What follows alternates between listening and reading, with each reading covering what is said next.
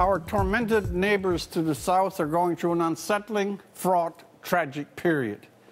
Up till last week, who could have thought that a famous sporting event with a world audience and participation could become a brutal, bloody killing zone? Who dreamed someone would bomb the Boston Marathon? That was followed by the ricin scare to members of Congress and the President. And then the third cross, that monster explosion at the fertilizer plant in Texas just last night, where the number of dead and injured is even greater than the toll of the Boston bombing. The United States is back some 12 years on to something like the atmosphere of the World Trade Center attack, of anxiety, the shedding of public confidence, a diffuse but profound unsettledness, of failing trust. We might take one observation from all this: how quickly we can be shifted from one state to another, how the enduring codes of tolerance and civil restraint can, on the pivot of terror-inspired events, be twisted or shattered, and how quickly we move into darker territory where either fanatics or terrorists find murderous rationalizations for acts of immense violence and pain perpetrated on innocent people and children. The state of politics does not help. Who turns to politics or politicians for inspiration, trust, understanding, or conviction? Phrases tumble out of the public mouths, but they carry little power and less conviction.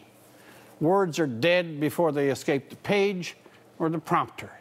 A little bit of Churchill or Lincoln would go a long way these days.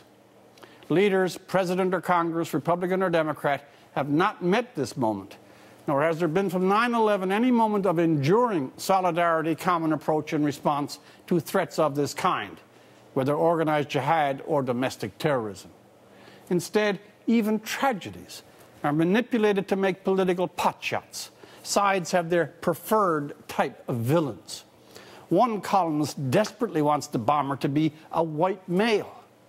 Others are hoping it's a right-wing militia, and of course others Muslim.